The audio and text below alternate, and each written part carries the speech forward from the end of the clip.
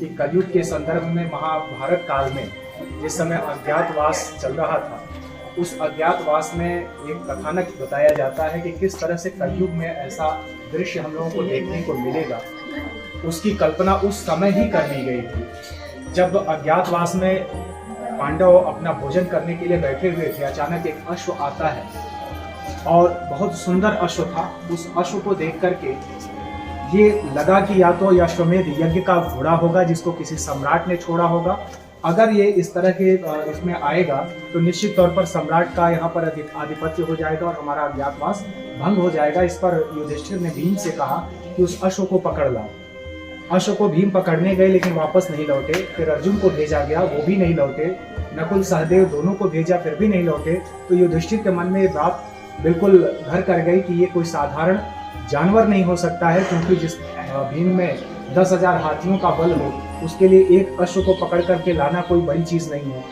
उस अर्जुन जिसके तर्कस पर पर्वत रख करके और वो चाहे तो एक लोक से दूसरे लोक को भेज सके, वो एक अश्व को नहीं पकड़ पाया। इसका मतलब कि वो अश्व कोई साधारण जानवर नहीं, कोई ना कोई देवता है जो हम लोगों की परीक्षा लेना चाहते हैं। युधिष्ठिर जाकर के वहां पर इस तरह की चीजों की करते हैं। जब वो अश्व का जाकर के पैर पकड़ते हैं तब अपने वेश में आते हैं और उन्होंने कहा कि मैं केवल परीक्षा लेना चाहता हूँ और उसके लिए एक टापू पर चल करके कुछ दृश्य दिखाऊंगा, उसका उत्तर देना होगा। आपके भाइयों ने ऐसा नहीं किया, इसलिए मैं उनको उसी टापू पर मूर्छित अवस्था में रखा हूँ।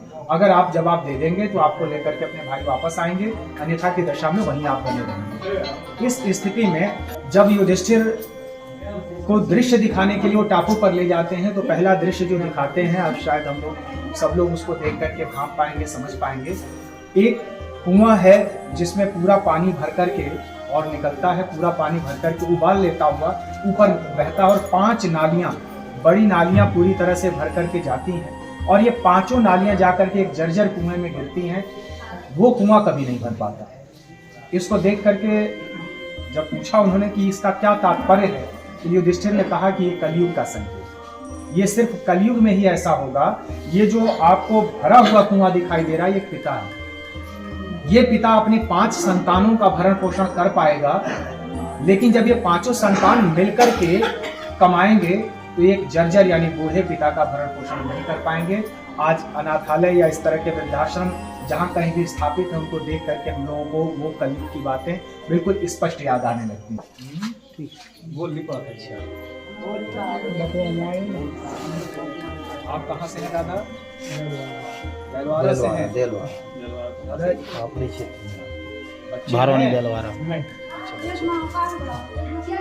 इस समय पत्नी कोलकाता में। अच्छा, केवल आप अपनी। हाँ, आप कहाँ के हैं दादा? अच्छा, तो आपके बाल बच्चे? 2 बच्ची, शादी हो गई उनकी? यही ललितपुर जिले में ही कहीं बाहर? मड़ावरा। अच्छा, मड़ावरा में कहीं। ठीक है, सब सकुशल हैं।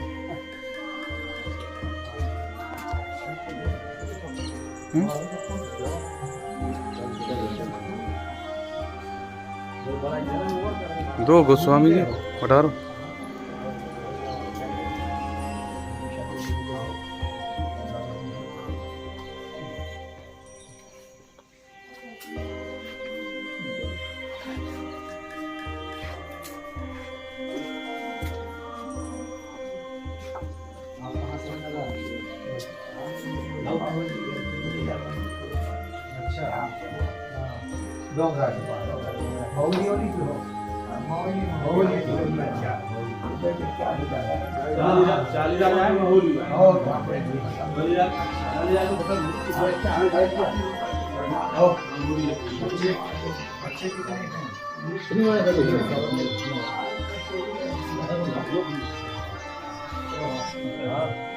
ये क्या है, हमें एक थेरेपी सेंटर पर मिले थे। राजा साहब है ना, ये अपनी कहानी सुना रहे हैं। बड़े दिलेर हैं और बिल्कुल अपने नाम पर खड़े हुए इनकी कहानी सुनी तो थोड़ी देर रुकी रहे। ठीक ठाक है साहब? बुंदेलखंड के भाषा बुंदेलखंड एकीकरण समिति के हमारे संस्थापक वैद्यनाथ ग्रुप के मालिक और झांसी और हमीरपुर संसदीय क्षेत्र है वहाँ से पूर्व सांसद आदरणीय बाबूजी खंड कृष्णा शर्मा जी का आज जो है पुण्यतिथि है। इस अवसर पर हम लोगों ने आज जिले के अंदर विभिन्न कार्यक्रम हुए। बाबूजी राम जन्मभूमि जब आंदोलन हुआ तो उसके बुंदेलखंड क्षेत्र के हुआ रहे और उन्होंने बहुत अथक प्रयास किया और पृथक बुंदेलखंड राज्य और बुंदेलखंड में कैसे गरीबी दूर हो, शिक्षा का कैसे विस्तार हो, इसके लिए वो सदैव प्रयत्नशील रहे। और महारानी लक्ष्मीबाई जी के नाम से इस समस्त बुंदेलखंड के कई जिलों में 10-12 जिलों के अंदर उन्होंने बहुत सारे विद्यालय खोले। सदैव बुंदेलखंड की चिंता करने वाले ऐसे आदरणीय बाबूजी की आज पुण्यतिथि है। इस अवसर पर आदरणीय भाई साहब सीओ साहब भाई साहब यहाँ पधारे हैं, उनका हम सब हृदय से स्वागत अभिनंदन करते हैं कि वो अपना कीमती समय निकालकर हम सबके बीच यहाँ पधारे हैं। आप सब आप सबका बहुत बहुत धन्यवाद। सबसे पहले तो मैं आभार प्रकट करता हूँ इस तरह के पुण्य कार्यों में मुझे अवसर देने का और मुझे भी सौभाग्यशाली बनाने का। मैं अपने सभी साथियों का आभार प्रकट करते हुए ऐसे देवतुल्य महापुरुष के चरणों में नमन करता हूँ। साथ ही मैं केवल चंद पंक्तियाँ कुछ अपनी इस तरह से उद्धृत कर देता हूँ जो अपना पौराणिक कथाओं के माध्यम से हम लोगों तक पहुँचाई जाती रही हैं। इस तरह के कलयुग में जो ये संस्थान चल रहा है इस पर मैं 2 शब्द कहूँगा कि कलयुग के संदर्भ में महाभारत काल में जिस समय अज्ञातवास चल रहा था उस अज्ञातवास में एक कथानक बताया जाता है कि किस तरह से कलयुग में ऐसा दृश्य हम लोगों को देखने को मिलेगा। उसकी कल्पना उस समय ही कर ली गई थी जब अज्ञातवास में पांडव अपना भोजन करने के लिए बैठे हुए थे। अचानक एक अश्व आता है और बहुत सुंदर अश्व था। उस अश्व को देख करके ये लगा कि या तो अश्वमेध यज्ञ का घोड़ा होगा जिसको किसी सम्राट ने छोड़ा होगा। अगर ये इस तरह के इसमें आएगा तो निश्चित तौर पर सम्राट का यहाँ पर आधिपत्य हो जाएगा और हमारा अज्ञातवास भंग हो जाएगा। इस पर युधिष्ठिर ने भीम से कहा कि उस अश्व को पकड़ ला। अश्व को भीम पकड़ने गए लेकिन वापस नहीं लौटे। फिर अर्जुन को भेजा गया, वो भी नहीं लौटे। नकुल सहदेव दोनों को भेजा, फिर भी नहीं लौटे।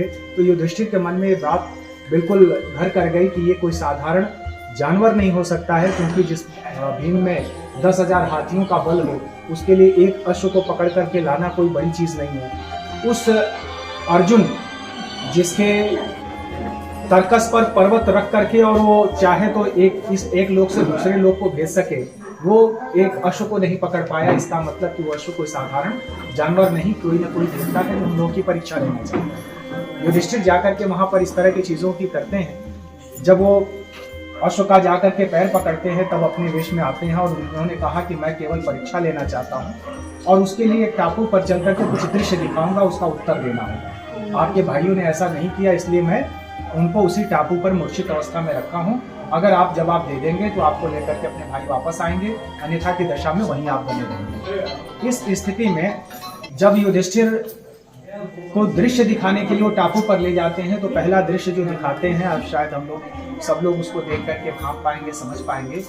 एक कुआं है जिसमें पूरा पानी भर करके और निकलता है, पूरा पानी भर करके उबाल लेता हुआ ऊपर बहता और 5 नालियां, बड़ी नालियां पूरी तरह से भर करके जाती हैं और ये 5 नालियां जाकर के एक जर्जर कुएं में गिरती हैं। वो कुआं कभी नहीं भर पाता। इसको देख करके जब पूछा उन्होंने कि इसका क्या तात्पर्य है, तो युधिष्ठिर ने कहा कि ये कलयुग का संकेत है।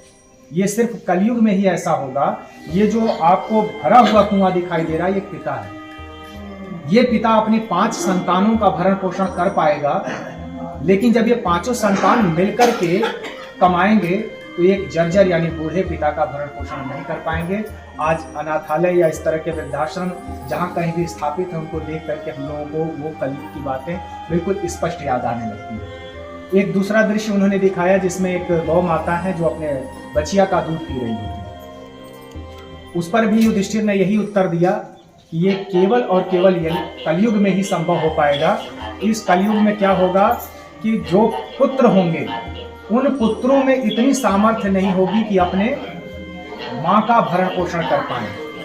पुत्रियों में ही वो मादा होगा जो अपने माँ को शरण देंगी। बुढ़ापे में आज के डेट में तमाम पुत्र वधुओं से सास प्रताड़ित होकर के और बेटियों के यहाँ शरण ले रही हैं, तो वो उस समय में कल्पना, चूंकि कथानक लंबा है, यहाँ का संदर्भ सिर्फ इतना था, इसलिए मुझे इस कथानक को यहाँ पर उल्लेख करना पड़ा।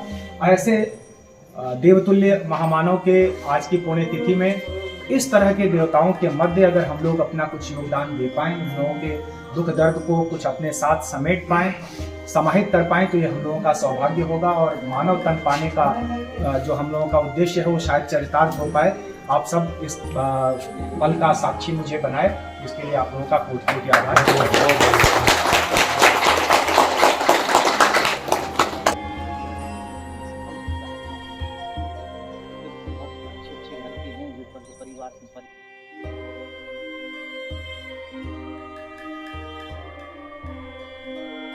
हमारे YouTube channel the Bundelkhand post को सब्सक्राइब करें